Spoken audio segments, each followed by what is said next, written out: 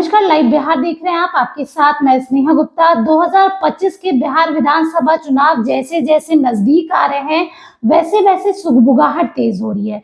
पहलवानों की चर्चा हो रही है और ऐसी चर्चाएं काफी ज्यादा तेज हो रही है क्योंकि एक तरफ तेजस्वी यादव है, दूसरी तरफ मुख्यमंत्री नीतीश कुमार, और दोनों ही महिला वोट बैंक को साधने में लगे हैं। जहां तेजस्वी यादव माई बहन योजना की बात करते हैं और प्रतिमाह 2500 रुपए माताओं और बहनों के खाते में देंगे, ऐसी बातें कहते हैं, तो दूसरी तरफ मुख्यमंत्री नीतीश कुमार भी अपने खास वोट बैंक के लिए प्रगति यात्रा पर है।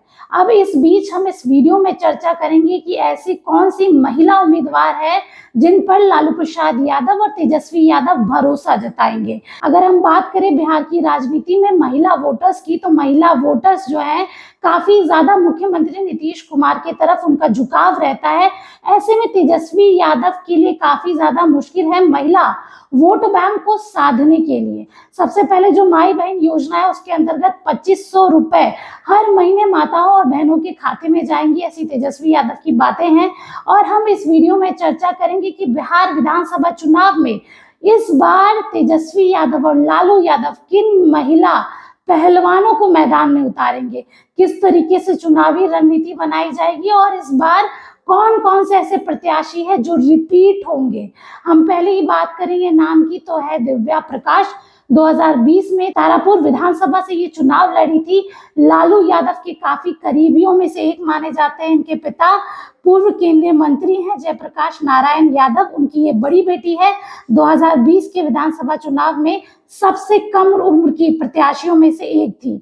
दिव्या ने मेवालाल चौधरी के खिलाफ चुनाव लड़ा था जो कि जेडीयू के प्रत्याशी थे। महज 7000 वोटों से ये हारी थी और इस बार ये चर्चाएं हैं कि इस बार फिर से तेजस्वी यादव और लालू यादव इन पर भरोसा जताएंगे। अब बढ़ते हैं अगले नाम की ओर, और ये जो नाम है इनके बारे में आप जानते ही होंगे। राजद की सबसे कद्दावर नेताओं में से एक मानी जाती हैं। जब बोलती हैं तो जनता सुनती है। महिलाओं की बात करती हैं, मुखिया भी रही हैं। परिहार सीट से इन्होंने 2020 में चुनाव लड़ा था। आपको बता दें कि परिहार सीट जो है सीतामढ़ी जिले के अंतर्गत आती है। जीत हासिल नहीं की थी इन्होंने, लेकिन काफी कम मार्जिन से इनको हार का सामना करना पड़ा था। गायत्री देवी जो कि भारतीय जनता पार्टी की थी, उनसे इनको हार का सामना करना पड़ा था और हार का अंतर महज 1570 वोट था। जीतू जायसवाल की अगर हम बात करें तो लोकसभा चुनाव भी लड़ी है वो इधर 2024 का, और काफी कम मार्जिन से वो हारी थी। 30,000 वोटों के मार्जिन से आई थी। एक जाना माना चेहरा है, लेकिन जिस तरीके से इनको हार का सामना करना पड़ रहा है, ये चर्चाएं हैं कि क्या तेजस्वी यादव और लालू यादव इन पर भरोसा जताते हैं, इनको चुनावी मैदान में फिर से उतारते हैं, क्योंकि पार्टी में काफी ज्यादा एक्टिव रहती हैं। जब बोलती है तो लोग सुनते हैं। इनके पति की अगर हम बात करें तो पटना के एनआईटी घाट पे ये मुफ्त शिक्षा देते हैं, बच्चों को कोचिंग देते हैं और इनकी भी काफी ज्यादा चर्चाएं होती है। एक और नाम जिसकी हमेशा ही चर्चा होती है वो है नोखा विधानसभा, जहां की विधायक जो है आपको बता दें कि अनीता देवी है, अति पिछड़ा समाज से आती है, रोहतास जिले के अंदर ही आता है। इन्होंने नागेंद्र चंद्रवंशी जो कि जेडीयू के थे उनको हराया था 17,680 वोटों से। 2015 में भी इनको टिकट मिला था और 2020 में भी टिकट मिला, और अब चर्चाएं हैं कि 2025 के चुनाव में भी लालू प्रसाद यादव, तेजस्वी यादव इन पर भरोसा जताएंगे। काफी एक्टिव रहती है, अपने विधानसभा क्षेत्र में भी काफी काम करती है और संभावना है कि इनको फिर से चुनावी मैदान में उतारा जाएगा। अब अगले नाम की चर्चा करेंगे तो नाम है रेखा देवी, जो कि मसौड़ी की विधायक है, और ये सीट जो है एसटी रिजर्व है, पाटलिपुत्रा लोकसभा के अंदर आता है। इन्होंने नूतन पासवान को हराया था जो कि जेडीयू की ओर से थी, और 33,000 वोटों से इन्होंने हराया था। नीतीश कुमार ने इनको फटकार भी लगाई थी। आपको याद होगा किस तरीके से बिहार विधानसभा में नीतीश कुमार ने सीधे तौर पे इनको कह दिया था कि तुम महिला हो, शांत रहो, जिसके बाद इन्होंने ये कहा था कि मुख्यमंत्री नीतीश कुमार को ऐसी बातें शोभा नहीं देती। इस उम्र में जिस तरीके की वो बातें करते हैं वो सरासर गलत है, और पार्टी में भी काफी एक्टिव रहती है, और ये भी संभावना है कि इस बार इनको फिर से टिकट दिया जाए। अब बढ़ते हैं अगली विधायक की ओर जिनको टिकट दोबारा मिल सकती है।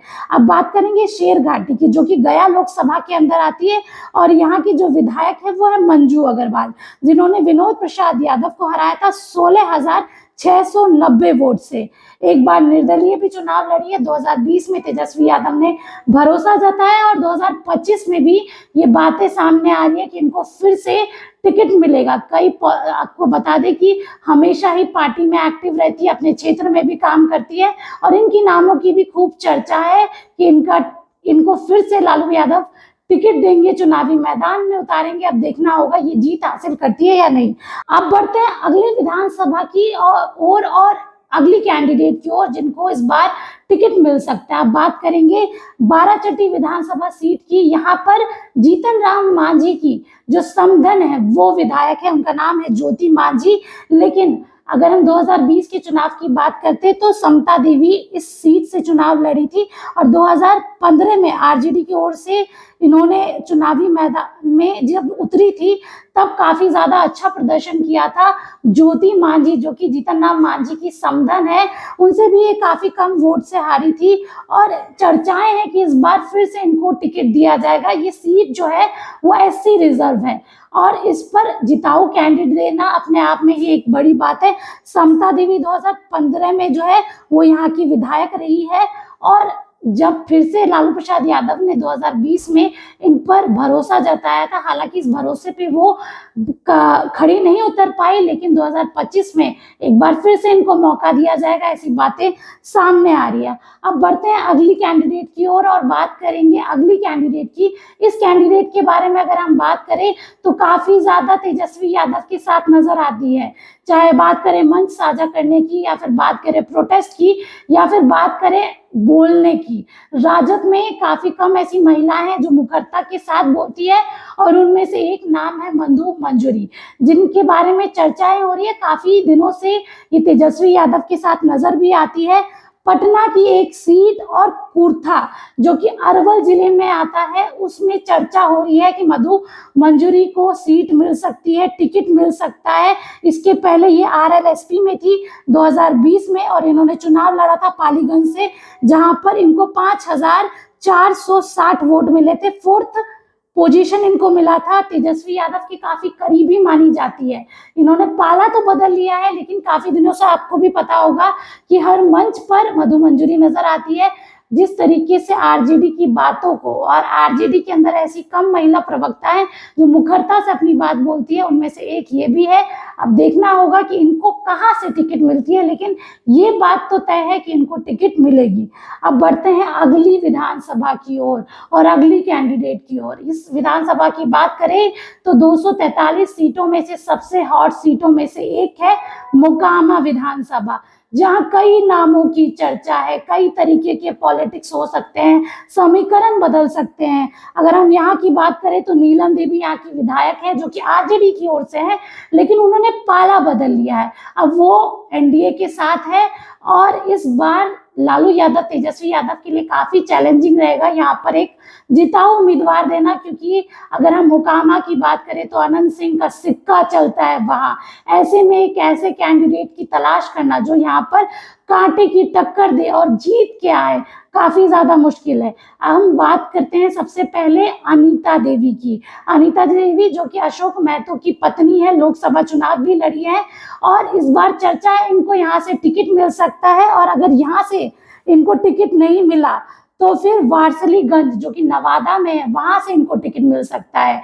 किस तरीके से धड़पड़ी में अशोक महतो और इनकी शादी हुई थी, और लोकसभा चुनाव में इनको उतार दिया गया था, और काफी कांटे की टक्कर इन्होंने ललन सिंह को दी थी। अब देखना होगा कि इस मोकामा सीट पर इनको टिकट मिलती है या नहीं। लेकिन दूसरी जगह की अगर हम बात करें, यानी कि वारसलीगंज, वहां पर इनका नाम काफी ज्यादा चर्चा में है, और यहाँ की जो अभी विधायक है वो अरुणा देवी है। 2015 में भी जीती थी, 2020 में भी जीती थी, और ये बीजेपी की ओर से कैंडिडेट है।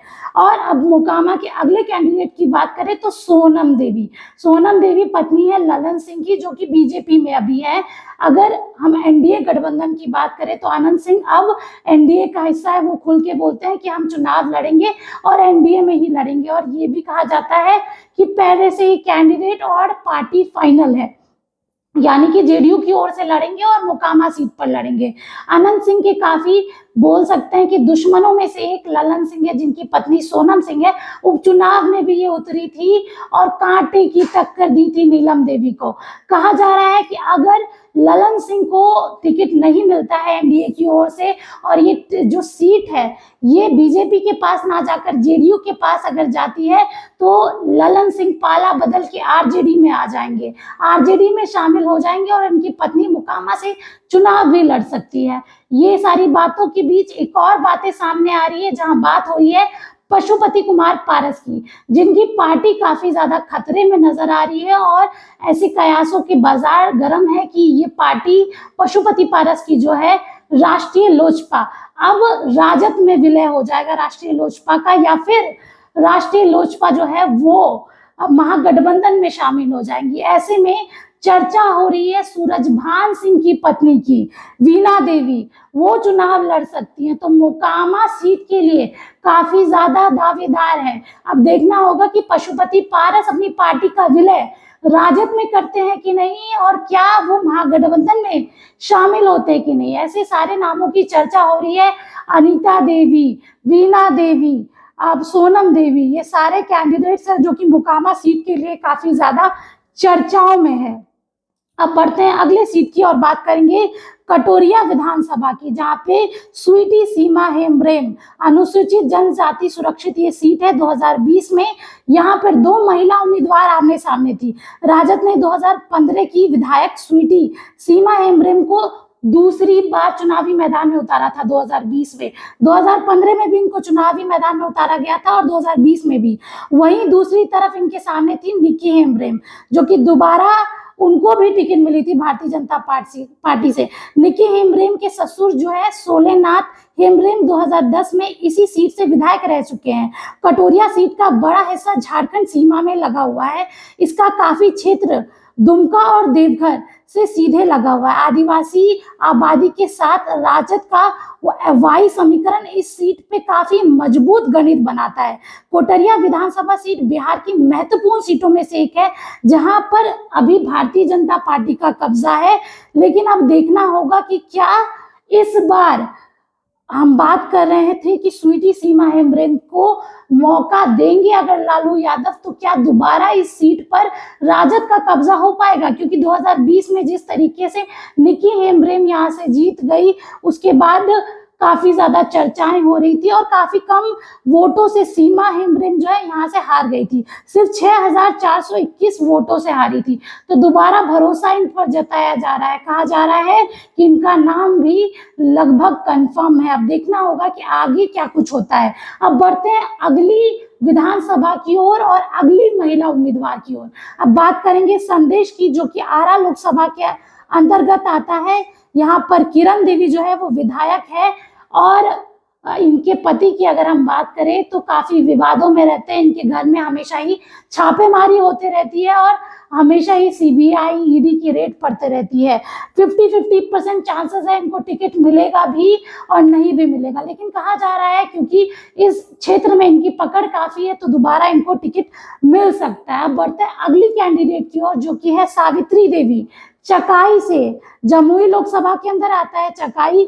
इनको अगर हम बात करें तो 45,000 वोट आए थे। इंडिपेंडेंट कैंडिडेट सुमित कुमार सिंह से ये हार गई थी। अगर हम बात करें तो सुमित कुमार सिंह जो है वो इंडिपेंडेंट चुनाव लड़े थे और हाल ही के दिनों में देखा गया है कि वो नीतीश कुमार को सपोर्ट करते हैं, एनडीए को सपोर्ट करते हैं। और इस क्षेत्र में अब देखना होगा, सावित्री देवी को तो उतार रहे हैं लालू यादव, तेजस्वी यादव, क्या वो इस बार जीत पाएगी? इसकी भी बाजार काफी ज्यादा गर्म है। 2015 में भी आरजेडी ने चुनावी मैदान में इनको ही उतारा था। अब बढ़ते हैं अगली कैंडिडेट की ओर। ये आखिरी कैंडिडेट है लेकिन इनकी चर्चा काफी होती है। लालू प्रसाद यादव की बेटी है रोहिणी आचार्य और इनकी चर्चा हो रही है ओबरा सीट से, जहां पर सिटिंग विधायक जो है वो आरजेडी के ही है, जिनका नाम है ऋषि कुमार। इन्होंने एलजेपी के कैंडिडेट प्रकाश चंद्रा को 22,670 वोटों से हराया था। ये सीट जो है औरंगाबाद डिस्ट्रिक्ट के अंदर आती है और काफी ज्यादा चर्चाएं हो रही है कि रोहिणी आचार्य इस सीट पर चुनाव लड़ सकती है, संभावना है। रोहिणी आचार्य की बात करें तो पिछले साल सारण से वो चुनावी मैदान में थी लोकसभा चुनाव में, जहां पर उनको हार का सामना करना पड़ा, लेकिन अब चर्चा हो रही है कि विधानसभा चुनाव लड़ेगी। अब देखना होगा कि क्या ओबरा सीट उनके खाते में आती है या सिटिंग विधायक जो है उनके खाते में जाती है। तो ये सारी महिला उम्मीदवार थी जिन पर राजद तेजस्वी यादव और लालू प्रसाद यादव अपना भरोसा जता सकते हैं। लगातार चर्चाएं हो रही है, कयासों का बाजार गर्म है महिला वोट बैंक साधने के लिए। एक तरफ नीतीश कुमार लगे हुए हैं तो दूसरी तरफ तेजस्वी यादव योजनाओं पे योजना आ रही है। अब देखना होगा कि जैसे जैसे दिन नजदीक होते हैं ऐसे कौन कौन से नाम हैं जो सामने आते हैं। अब बने रहिए हमारे साथ, तब तक के लिए बहुत बहुत शुक्रिया। बिहार बोर्ड 10वीं 12वीं परीक्षा की डेट शीट आ गई है। क्या आपकी तैयारी अभी अधूरी है? घबराने की कोई जरूरत नहीं। आ गया है read and pass quick reviser crash course book, जो दे आपको परीक्षा के लिए VVI प्रश्नों की अल्प समय में बेहतर तैयारी। प्रकाशक भारतीय भवन, खजांची रोड, पटना।